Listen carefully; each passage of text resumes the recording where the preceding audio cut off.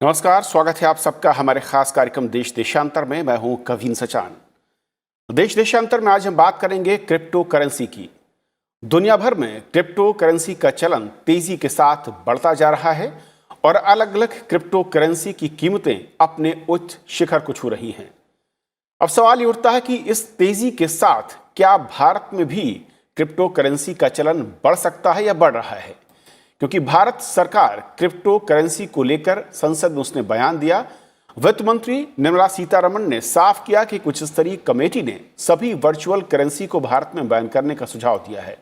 वित्त मंत्री निर्मला सीतारमण ने 9 फरवरी को राज्यसभा में कहा कि सरकार क्रिप्टो करेंसी को कानूनी जामा अभी नहीं पहना रही है और भुगतान प्रणाली के हिस्से के तौर पर इसके उपयोग को खत्म करने के सभी उपाय फिलहाल किए गए हैं।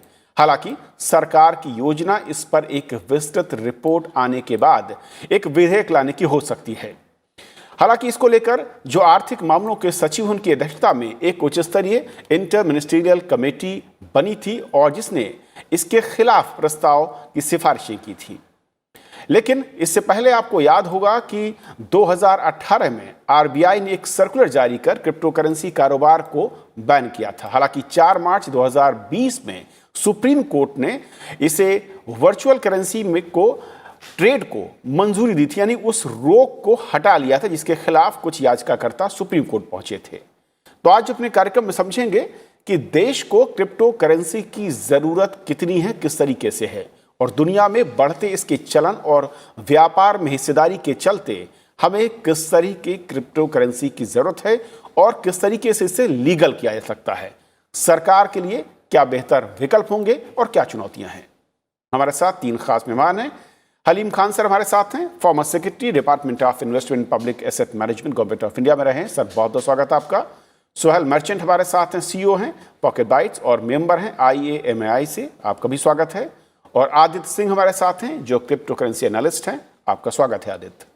शुरुआत हलीम सर मैं आपसे करना चाहूंगा कि अगर जिस तेजी के साथ दुनिया भर में व्यापार में क्रिप्टो करेंसी की हिस्सेदारी को देखें या उसके वैल्यूएशन और उसकी नए हाई को समझें, क्या हम उससे अब अलग नहीं रह सकते? यानी कि भारत एक जिस तरीके से औद्योगिक विकास की तरफ बढ़ रहा है, हमें उसमें हिस्सेदारी करनी होगी, उससे अलग रहना नामुमकिन है।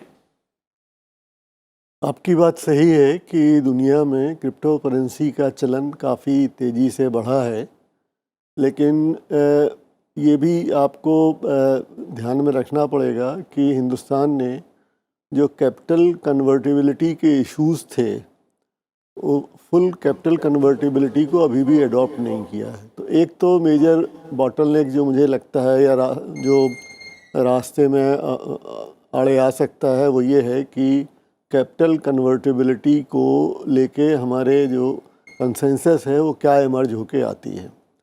क्योंकि जैसे अगर मोटे तौर पे बताएं, जैसे कि पहले डाक जाती थी तो डाक टिकट जारी होते थे और डाक टिकट में इंटरनल अलग होता था और इंटरनेशनल डाक अलग होती थी। वो एक सॉवरेन फंक्शन था, अब वो एक प्राइवेट हैंड में चला गया है। ना ये करेंसी एक दूसरे तरह का जो है सॉवरेन फंक्शन है और अगर आप क्रिप्टो करेंसी को सरकारी तौर पे जारी करते हैं तो एक एस्पेक्ट बनता है और प्राइवेट सेक्टर में जैसे कि फ्री में जीमेल चल रहा है उस तरह की कोई व्यवस्था बनाते हैं तो उसके दूसरे रिपरकशंस हैं। तो दोनों के रिपरकशंस अलग अलग हैं और भारत सरकार का जो एक नई अप्रोच है कि वो एक विधेयक ला सकते हैं, उसको उस परिप्रेक्ष्य में देखना पड़ेगा। भारत सरकार की जो बात आ रही है कि वो अपनी डिजिटल करेंसी जारी करेगी तो वो all together will be I think a different ball game. Okay Sohail sahab, जैसा कि कहा खान साहब ने कि बहुत महत्वपूर्ण है कि जब पिछली बार जो रोक हटाने की बात हुई, क्योंकि डिजिटल ट्रांजैक्शन में जो सपोर्ट सिस्टम है वो सबसे महत्वपूर्ण है और बैंकिंग सिस्टम अगर सपोर्ट नहीं कर रहा था तो ऐसे में उसके भविष्य पर, उसके वर्तमान के व्यापार पर असर पड़ रहा था, जिसको सुप्रीम कोर्ट ने कहा कि आपको देना होगा, रूल्स रेगुलेशन उसके लिए चाहिए होंगे। अब सरकार का ये कहना कि वो इसकी तरफ बढ़ेगी, लेकिन एक विधेयक के जरिए मोड 2 हो सकते हैं। क्या सरकार खुद एक अपनी क्रिप्टो करेंसी को लाए जो कि वैलिड होगी, वो बेहतर मोड है, या जैसे हम देखते हैं कि अलग अलग देशों में अलग अलग क्रिप्टो करेंसी हैं जिनको वहाँ की सरकारें लीगल या वैलिड कर देती हैं, वो एक बेहतर मोड हो सकता है? जी काफी तरीके से मैं खान साहब की थॉट्स से अग्री करता हूँ कि जो बहुत सारे जो इश्यूज हैं कि क्रिप्टो करेंसीज को पहले तो ये क्लियर करना चाहिए कि क्रिप्टो करेंसीज हम जो बोलते हैं, तो जब जब भी बिटकॉइन सबसे पहले जो क्रिप्टो करेंसी आई थी उसको एक टैग दिया गया था क्रिप्टो करेंसी। बट एज हम करंट सिचुएशन में देखिए तो आप करेंसी एज अ यूज करना बहुत मुश्किल हो जाएगा, क्योंकि उसका वैल्यू इतना फ्लक्चुएट होता है। तो अगर आप एक कोई चीज आज बाय कर रहे हैं, उसको एक बिटकॉइन से सपोज आप एक टेस्ला कार बाय कर सकते हैं, तो आज आप कर रहे हैं, कल हो सके तो हो सकता है कि बिटकॉइन का वैल्यू बहुत बढ़ जाए, तो आपका लॉस होगा उसे यूज करना एज अ करेंसी। तो यही एक इशू था इनिशियली भी, जो आईएमसी का जो कमेटी थी जिन्होंने ड्राफ्ट जाहिर किया था, उसमें भी यही बात हुई थी कि एज अ करेंसी आप इसको यूज करने के लिए यूटिलाइज नहीं कर पाएंगे। आरबीआई ने खुद ने बहुत सारे डॉक्यूमेंटेशन में कहा है कि इसमें कैरेक्टरिस्टिक्स जो है वो करेंसी के नहीं है। तो जो नाम है उसकी वजह कभी कभी मिसकंसेप्शन हो जाता है कि आप इसको करेंसी की तरह यूज करेंगे या आईएनआर को compete कर सकता है, ऐसा कुछ है। तो करेंसी जो है वो राइट है सॉवरेन स्टेट के पास, गवर्नमेंट के पास इशू करने के लिए।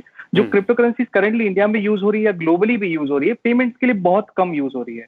मोस्ट ऑफ तो इसको इशू यूज ऐसे किया जा सकता है कि ब्लॉकचेन पे जो टेक्नोलॉजीज बनती हैं उसके अंदर आप उसका वैल्यू ट्रांसफर कैसे करें, as a store of value हो गया, एज अ एसेट क्लास जो हो आप बोलते हैं, और या तो आप उसको किसी हेज, जैसा हम इंडियन हाउस होल्ड में आजकल बहुत होता है कि हम गोल्ड स्टोर करते हैं ताकि हम इन एज एन इन्वेस्टमेंट उसको रख सके। तो जरूरी नहीं है कि क्रिप्टो करेंसीज को पर से करेंसीज ही करार दिया जाए।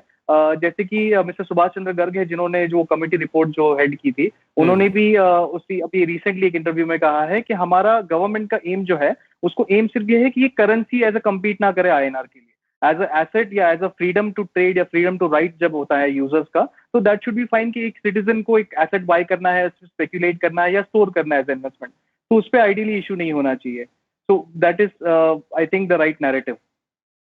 आदित्य, जब हम क्रिप्टो करेंसी की बात करते हैं और दुनिया भर में जिस तरीके से सुहेल साहब ने कहा कि इसका फ्लक्चुएशन है, एज अ करेंसी उसका अगर हम वैलिडेशन की बात करते हैं, कोई एक सरकार करती है तो वो कितना बड़ा खतरा हो सकता है, और वर्ल्ड वाइड जिसके एक अलग अलग मॉडल हैं, उस नज़रिए से हमारे देश में अगर हम भारत की जिस तरीके की शिक्षित जनता है, जो परसेंटेज है, उस नज़रिए से देखें, जो ट्रेड में इस वक्त हिस्सेदारी है उसको देखें, क्या नज़र आता है स्कोप के नज़रिए से, या अभी भी हम उससे दूर रहकर चल सकते हैं? आई थिंक बहुत अच्छा क्वेश्चन पूछा है आपने। अभी जिस तरह से करंटली पूरी दुनिया में जिस तरह से क्रिप्टो करेंसीज को अडॉप्ट करा जा रहा है, ऐसे टाइम पे अगर भारत इस चीज़ से दूर रहेगा तो वो सही नहीं रहेगा, क्योंकि जैसे भारत को टेक्नोलॉजी में अगर आगे रहना है, आत्मनिर्भर भारत बनना है, तो वहाँ पर ज़रूरी है कि इनोवेशन को हम सबसे पहले अडॉप्ट करें, उसके ऊपर काम करें। All over the world crypto currency को अलग नज़रिए से देखा जा रहा है। जैसे सोहेल जी ने बोला कि उसको करेंसी की अगर क्वालिटीज़ देखा जाए तो अभी क्रिप्टो करेंसीज में उस तरह से है नहीं। अगर करेंसी यूज करनी है तो जो इंडियन रुपीज है, जो हमारी आरबीआई इशू करती है, दैट इज फाइन। लेकिन अगर हम क्रिप्टो करेंसी को एज ए एसेट देखें तो उसके बहुत सारी चीजें हो सकती हैं। उस टेक्नोलॉजी को लेके जो एडवांसमेंट हो सकता है, नए जो प्रोजेक्ट्स बन सकते हैं, उसके बहुत ज्यादा यहाँ पर स्कोप है। तो उसी बेसिस पे आई फील क्रिप्टो करेंसी को अभी भी अगर आप देखेंगे ऑल ओवर द वर्ल्ड, जो बड़ी बड़ी फर्म्स जो इन्वेस्टमेंट कर रही हैं, जो कंपनीज जो इन्वेस्टमेंट कर रही हैं, वो भी वहां पर क्रिप्टो करेंसी को एज ए एसेट देख रही हैं। अब भारत के अंदर थोड़ा सा यहाँ पर जो नैरेटिव में डिफरेंस ये है कि जैसा सोहेल जी ने बोला कि क्रिप्टो करेंसी को एज अ करेंसी देखा जा रहा है, लेकिन ज्यादातर अगर आप दुनिया में देखेंगे तो उसकी usability as a tradable asset है। जैसे गोल्ड को ट्रेड करा जाता है, और भारत में भी जो 75 लाख से ज्यादा ट्रेडर हैं, वो क्रिप्टो करेंसी को सिर्फ एक ट्रेडेबल एसेट की तरह ही उसको यूज करते हैं। बाकी अगर देखा जाए तो इंडिया में अभी 300 से ज्यादा कंपनीज हैं जो क्रिप्टो करेंसी के अंदर अलग अलग अपने प्रोजेक्ट्स बना रहे हैं। तो वहां पर ये जो एक टेक्नोलॉजी के रेस है, यहाँ पर बाकी सारी कंट्रीज जो हैं इसका एडवांटेज उठा रही हैं और वो उसके ऊपर उसको एक्सेप्ट कर रही हैं, उसको रेगुलेट कर रही हैं। तो यहाँ पर भारत को भी इस रेस के अंदर आगे रहना चाहिए। तो आदित्य, क्या अगर मैं गलत नहीं समझ रहा हूं तो आप कह रहे हैं कि एज अ करेंसी के तौर पर इसका इस्तेमाल करने की बजाय अब तक जो हम देख रहे हैं वो जैसे कि शेयर मार्केट में है या फिर जो कम्युनिटी इंडेक्स होता है, कुछ उस तरीके से एसेट इन्वेस्टमेंट है, और उसी नज़रिए से हमें इसे देखना होगा, ना कि उस करेंसी के तौर पर जो कि किसी भी भारतीय रुपए की मैं कहूँ कि उसकी जगह ले सकता हो या उसकी तरह कोई ऑनलाइन डिजिटल पेमेंट में हिस्सेदारी हो सकती है। हाँ जी, एकदम, कि करेंसी की तरह उसको नहीं देखा जाए, उसको एक एसेट की तरह देखा जाए, जिसको अगर लोग चाहें तो उसके अंदर इन्वेस्टमेंट कर पाएं, उसको ट्रेड कर पाएं। और इसी तरह से पूरी दुनिया के अंदर भी क्रिप्टो करेंसी का यूज हो रहा है। करेंसी की तरह उसका कोई यूज सामने आया नहीं है, लेकिन एज अ ट्रेडेबल एसेट पूरी दुनिया में अभी उसका यूज वही हो रहा है। एंड उस चीज के अंदर आई थिंक भारत सरकार अगर कुछ रूल्स लेके आती है, एज अ करेंसी यूज नहीं हो लेकिन ट्रेडेबल एसेट की तरह उसको रेगुलेट करके अगर ये ऑप्शन दिया जाए तो वो काफी अच्छा हो सकता है। और सुहेल जी, क्योंकि कुछ देशों में कुछ कंपनियों की ओर से इस तरीके के ऑफर्स हैं कि वो खरीदारी के लिए यानी कि अपने प्रोडक्ट को बेचने के लिए इस वहाँ की जो क्रिप्टो करेंसी जो है उनको एक्सेप्ट करती हैं। तो ये फिर जो बिजनेस मॉडल है ये कैसे है, और क्या हम भारत में जो क्रिप्टो करेंसी का एक कॉन्सेप्ट समझना चाह रहे हैं या देख रहे हैं वो उससे अलग होगा? वो सिर्फ एसेट या उस तरीके से एक निवेश के तौर पर ही रहेगा, ना सिर्फ ना कि मार्केट में वैल्यू या खरीद फरोख्त से जुड़ा होगा? जी, कैसा है ग्लोबली जब हम बात करते हैं कि क्रिप्टो करेंसीज यूज की जाए पेमेंट के लिए, तो द रीजन इज कि वो एक फास्ट मोड ऑफ पेमेंट है। आप ग्लोबली किसी भी कंट्री में से ट्रांसफर कर सकते हो और इंस्टेंटली सेटल होता है। अब ये बात होती है अगर हम यूएस और यूके की करें तो वहाँ के जो ट्रेडिशनल बैंकिंग सिस्टम्स है वो बहुत स्लो है। जो एसीएच ट्रांसफर वगैरह है, एक एक दो दिन लगता है ट्रांसफर होने के लिए, कार्ड पेमेंट्स वगैरह बहुत इश्यूज होते हैं वहाँ पे। तो उनके लिए दिस इज मोर फीजिबल कि आपने इंस्टेंटली आपका बिटकॉइन वॉलेट निकाला, आपने पे कर दिया और आपका काम जल्दी हो गया। बट इंडिया उस स्तर पे पहुंच चुका है कि आईएमपीएस और यूपीआई वगैरह हमारा इतना वर्ल्ड में सबसे ज्यादा फास्ट हमारा बैंकिंग सिस्टम में फिलहाल। तो एज अ पेमेंट मैकेनिज्म अगर आप मुझे करंटली इंडिया में मेरे पास अगर सपोज एक बिटकॉइन है जिसका वैल्यू आज 35 लाख रुपया है, आप मुझे बताएंगे कि आप किसी चीज का पेमेंट बिटकॉइन में कर सकते हैं और किसी चीज का पेमेंट आईएनआर में भी कर सकते हैं।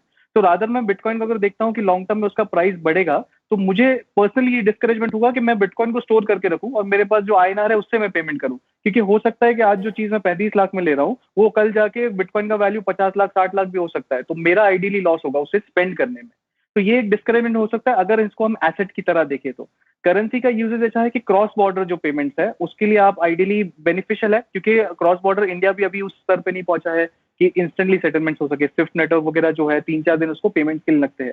तो अगर आप इस जैसा खान साहब ने पॉइंट आउट किया था कि कैपिटल फ्लाइट का भी इशू हो सकता है, तो अगर हम इसे सही तरीके से रेगुलेट करते हैं, सही लॉज लाते हैं इंटरनेशनल रेमिटेंस और ट्रांसफर्स पे, इनकमिंग और आउटगोइंग बोथ साइड पे, तो हो सकता है कि क्रिप्टो करेंसी हमें इंटरनेशनल रेमिटेंस में बहुत फायदा दे। और इसको अगर हम सही तरीके से लाइसेंसिंग वगैरह लाते हैं, इस पे रूल्स लाते हैं, तो ये इकोनॉमी ग्रो भी कर सकती है। अभी इशू ये होगा कि जैसा गवर्नमेंट ने अगर जो प्रीवियस हम कमिटी की रिपोर्ट देखें उसके द्वारा जाते हैं, तो इसे अगर हम कंप्लीटली बैन करते हैं तो बैन में ये हो जाएगा कि लेजिटिमेट जो बिजनेसेस है जहाँ पे 300 के करीब कंपनीज है इंडिया में जो क्रिप्टो करेंसीज का व्यापार वगैरह कर रही हैं, और यूजर्स भी 70 लाख यूजर्स जैसा आदित्य जी ने बताया, तो उनका तो लॉस होगा ही होगा। प्लस ये होगा कि जो लोग लॉ पहले से तोड़ते हैं, जो कैपिटल फ्लाइट करते हैं, जो मनी लॉन्ड्रिंग करते हैं, वो तो डार्क मार्केट में यूज करने ही वाले हैं। मतलब एज इन वो अगर इवन इफ एक लॉ इलीगल कर देता है तो जो लोग पहले से इलीगल काम करते हैं उनको फर्क नहीं पड़ने वाला है। ये सबसे बड़ा इशू किन के लिए होगा कि जो जेन्युइन लोग हैं, जो जेन्युइन सब लॉ फॉलो करते हैं, टैक्सेस पे करते हैं। इंडिया में जितने क्रिप्टो करेंसी ट्रेडर्स है हाईएस्ट टैक्स पेयर्स है क्रिप्टो करेंसी प्रॉफिट्स पे।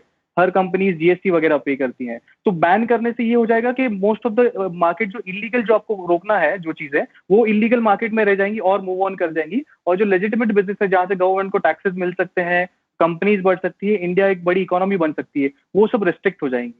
तो ये करेंसी का एज इंडिया में फिलहाल यूज इंटरनल डोमेस्टिक मुझे नहीं लगता है, मेरा पर्सनल ओपिनियन है कि क्योंकि वॉलेटिलिटी है, अगर ज्यादा भी है आपका लॉस भी हो सकता है, प्रॉफिट भी हो सकता है। But as an asset India में परफेक्ट है अगर हम इसको रेगुलेट करते हैं फॉर क्रॉस बॉर्डर पेमेंट, अगर हम प्रॉपर रेगुलेशन सेट करते हैं सेमा के थ्रू, तो that would be perfect. Haleem sir, दो सवाल। एक तो ये कि अगर हम क्या इसे ट्रेड से अलग रखना होगा अगर हम नियमों की तरफ आगे बढ़ते हैं, या सिर्फ निवेश के नज़रिए से देखना हो, और अगर इसे ट्रेड से अलग रखते हैं या ट्रेड के साथ जोड़ते भी हैं तो जब तक इंटरनेशनल एक्सेप्टेंस नहीं होगी तो फिर उस तरीके की करेंसी का क्या वाकई फ़ायदा होगा, या फिर वर्ल्ड वाइड जो करेंसी में ज़्यादा डील हो रही है उसी को हम लीगल करने की तरफ आगे बढ़ें सोचे तो ज़्यादा अच्छा होगा? इस इशू को मेरे हिसाब से 3-4 तरीके से देखना चाहिए। एक तो टेक्नोलॉजिकल इशू है, whether we have the technical feasibility, जो basically engineering aspect of it है वो, या वो एक पहलू है। तो टेक्नोलॉजी जब भी कोई नई आती है तो उसको आप अगर इग्नोर करेंगे तो लॉन्ग रन में आपका नुकसान हो सकता है। तो कहीं ना कहीं जो गवर्नमेंट का व्यू है कि हम अपना डिजिटल करेंसी लाएंगे, तो उसको इस नज़र से देखना चाहिए कि गवर्नमेंट कहीं ना कहीं कीन है कि जो टेक्नोलॉजी एस्पेक्ट है उसमें हम पीछे ना रह जाएं। That is one part. The other part is trade and commerce.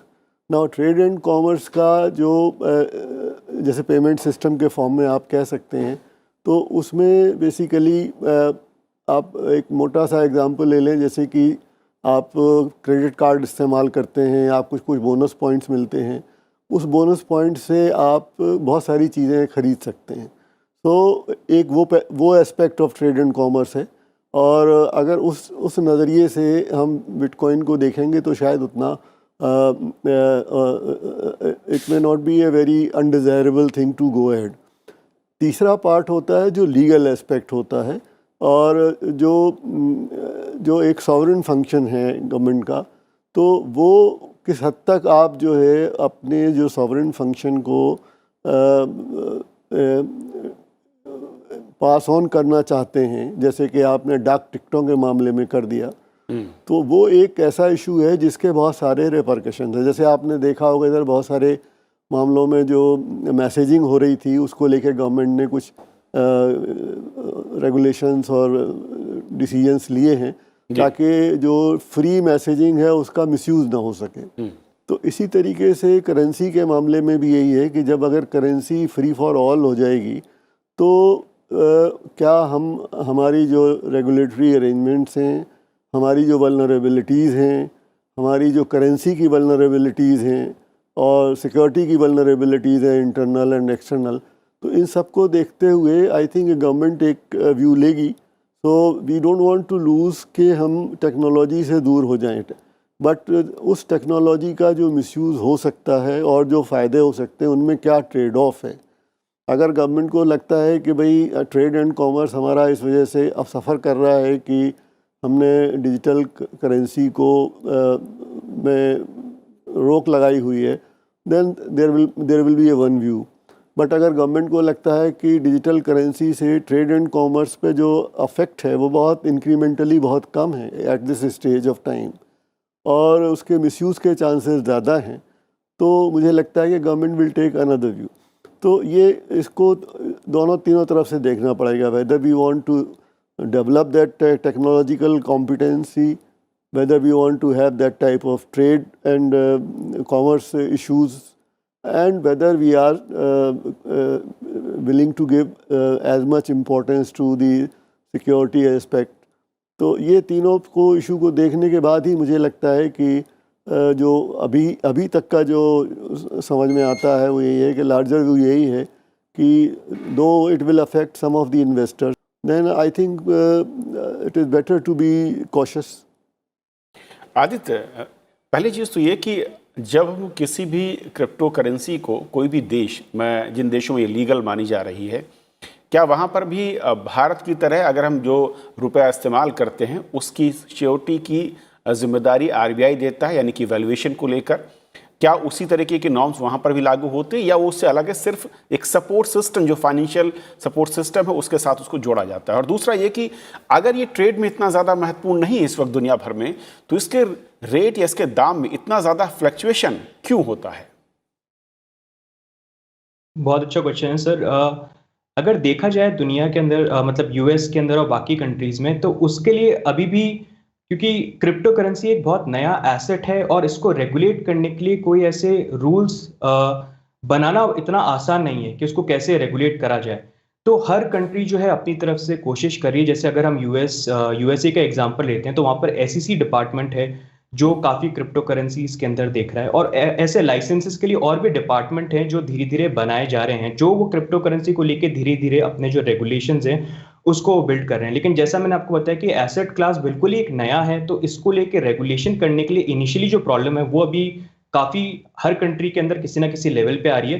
लेकिन उसके लिए वो भी कोशिश करें कि किसी तरह से जो बेस्ट पॉसिबल वे है उसको रेगुलेट करा जाए। काफ़ी कंट्रीज के अंदर जो एक्सचेंजेस हैं और जो कंपनीज है जो क्रिप्टो करेंसी के अंदर डील कर रहे हैं, उनको ये एक तरह से बोला गया है कि आप खुद ही एक तरह से रेगुलेशन फॉर्म करो कि कैसे हम इस पूरे स्पेस को रेगुलेट कर सकते हैं। जैसे जापान एक बहुत बड़ा एग्जांपल है। रेट फ्लक्चुएशन का बड़ा रीजन एक ये है क्योंकि अभी एक नया एसेट है और मार्केट भी बहुत ज्यादा छोटा है, और जब एक नया एसेट होता है उसके अंदर कोई रेगुलेशंस नहीं होते हैं तो यहाँ पर फ्लक्चुएशन के भी चांसेस बहुत ज्यादा होते हैं, जो अभी करंटली बिटकॉइन के अंदर देखने को मिल रहे हैं। अगर हम स्टॉक मार्केट में देखते हैं तो उसके अंदर सर्किट ब्रेकर्स होते हैं, रेगुलेशंस होते हैं, जिसके कारण कभी भी कोई बहुत बड़ा प्राइस मूवमेंट आता है तो मार्केट में उसको रोका जाता है। लेकिन अभी क्रिप्टो करेंसी मार्केट में ऐसा कुछ भी नहीं है। तो ये जो वॉलेटिलिटी अभी इनिशियली स्टार्टिंग में है, क्योंकि ये एक नया एसेट क्लास है, लेकिन धीरे धीरे जैसे आगे टाइम बढ़ेगा, पूरे दुनिया भर में रेगुलेशन इसको बनेंगे, तो इसकी जो वॉलेटिलिटी है वो भी वहां पर कंट्रोल हो जाएगी। हलीम सर, क्या ये 2 पॉइंट बहुत ही चुनौतीपूर्ण होंगे अगर कोई भी सरकार इसे लीगल करना चाहती है, इसकी एक वॉलिडिटी, और दूसरा जो मैं सिक्योरिटी की बात कर रहा था कि अगर भारतीय रुपया है जिसको लीगल है, भारत सरकार की ओर से है और उसकी सिक्योरिटी की जिम्मेदारी आरबीआई करता है और उस सिस्टम के साथ एडॉप्ट है। देखिए, जो फ्लक्चुएशन वाला इशू है उसको आप दो तरह से देखें, दो पार्ट में देखें।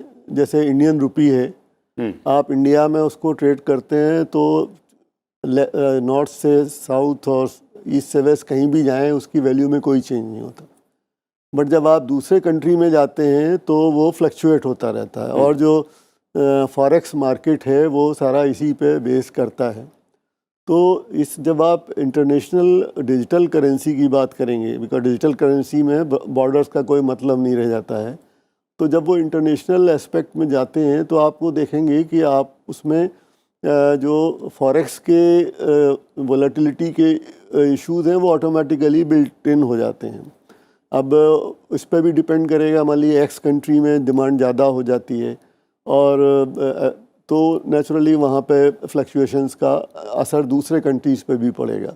जबकि जो सॉवरेन करेंसी है उसमें यह है कि लोकल करेंसी जो लोकल यूज़ के लिए अफेक्ट नहीं पड़ती है।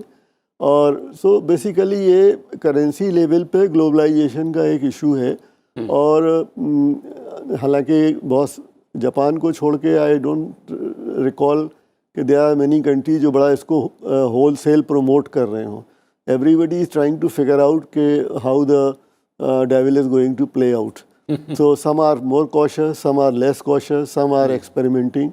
मुझे नहीं लगता है कि India which is a big economy, no doubt about it, but still it is evolving in lot of ways.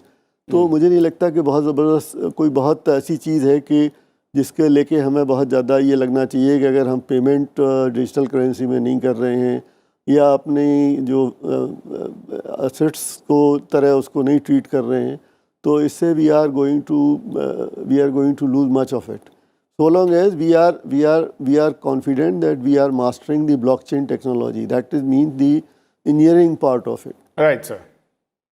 Sohail ji, क्या अगर मैं गलत नहीं हूँ तो माना ये जाए कि जो भी इस तरह की डिजिटल करेंसियाँ हैं और ख़ास तौर पर बिटकॉइन हो या कोई इस तरह की जिनके बहुत ही फ्लक्चुएशन नज़र आ रहे हैं और हाल के कुछ वर्षों में उन्होंने नए रिकॉर्ड हाई तैयार किए हैं, वो दुनिया के तमाम देशों पर एक तरीके से दबाव डाल रही है कि आप इनको लीगलाइज कीजिए या इसके साथ आइए। लेकिन सवाल ये कि इसका बर्डन या इसका रिस्क कौन बियर करेगा? क्या कोई फॉर्मूला ऐसा है? क्योंकि जिस तरीके का फ्लक्चुएशन है, जो खान सर ने कहा बहुत महत्वपूर्ण है कि जब भी कोई देश इसे लीगल करेगा तो उसके पीछे का मैकेनिज्म, उसके पीछे का बेस तो कुछ होना चाहिए। मैं आपके पहले दो क्वेरीज का जवाब देना चाहता हूँ। एक था जो किस कंट्री ने लीगलाइज किया या किसी ने बैन किया है। तो ऑल ओवर द वर्ल्ड फिलहाल चाइना के अलावा किसी भी कंट्री में रिस्ट्रिक्शंस नहीं है। चाइना में भी जो हमारा प्रीवियस ड्राफ्ट कमेटी का जो रिपोर्ट था वो बेस्ड था चाइना के ऊपर। वहां पे भी रिस्ट्रिक्शंस ऐसे हैं कि आप एक्सचेंजेस एज अ कंपनी, जैसा हमारी कंपनी है, आप वो कंपनीज नहीं स्टार्ट कर सकते, ब्रोकरेजेस नहीं हो सकते, बट एज अ सिटीजन आपको होल्ड करने का राइट है, आपको ट्रेड करने का राइट है। ये कहीं नहीं लिखा गया कि आप अगर क्रिप्टो करेंसीज होल्ड करेंगे तो हम आपको जेल में डाल देंगे या ऐसा जो भी कुछ पेनल्टी होगी या ऐसा कुछ। तो चाइना का मॉडल भी इतना रिस्ट्रिक्टिव नहीं है। अगर इंडिया ने जैसा ड्राफ्ट बिल था 2019 का एग्जैक्टली वैसे ही पास किया है तो India would be the most extreme country to pass alone crypto currency. अभी पॉजिटिव एस्पेक्ट पे आते हुए अगर हम देखें तो यूएस में, UK, France, Japan, North Korea, most of the countries, Russia ने भी अभी एक बिल लाने वाले हैं जिसमें वो रेगुलेट करने वाले हैं क्रिप्टो करेंसीज को। बाय रेगुलेशन आई मीन उसको और बढ़ावा देने जब वाले हैं और अडॉप्ट करने वाले हैं।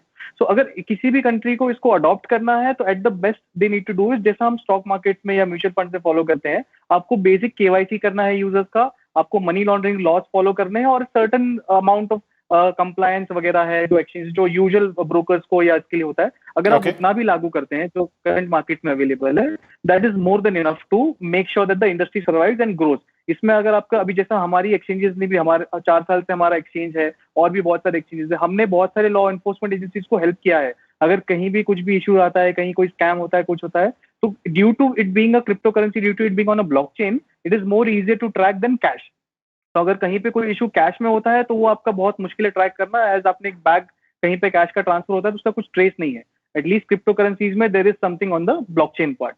सो दिस इज बेसिकली कि अगर कंट्रीज को रेगुलेट भी करना है तो दे कैन, एंड बहुत सारी जगह पे हो भी चुका है। फ्रांस वगैरह में लाइसेंसेस भी है where you can apply to be a crypto currency exchange. Iran, UAE वगैरह, Bahrain has a crypto currency licence in all, even Thailand. So most of the countries except China is restrictive. China का, वो भी China में भी ऐसा है कि you can hold crypto currency. Now coming to the volatility part, volatility का ऐसा है कि I just go with bitcoin for now. इसका सिंपल बेसिक मैथ से डिमांड एंड सप्लाई।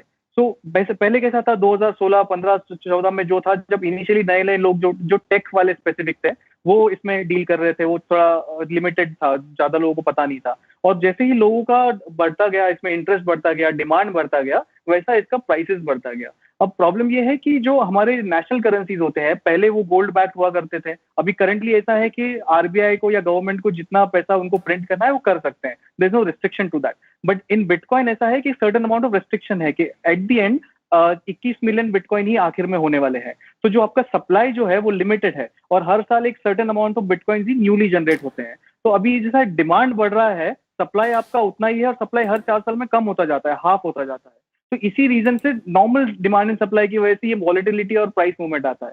और जैसे कि मोर कंपनीज लाइक टेस्ला, जिन्होंने अभी बिटकॉइन बाय किया, और जो बड़ी बड़ी कंपनी जैसे वो और बिटकॉइन की स्पेस में आते हैं, तो सप्लाई ले रहे हैं मार्केट से, क्योंकि एक्चुअल जो एक्सचेंजेस में सप्लाई वो बहुत कम है, तो इसलिए वो प्राइस वॉलेटिलिटी इतना होता है।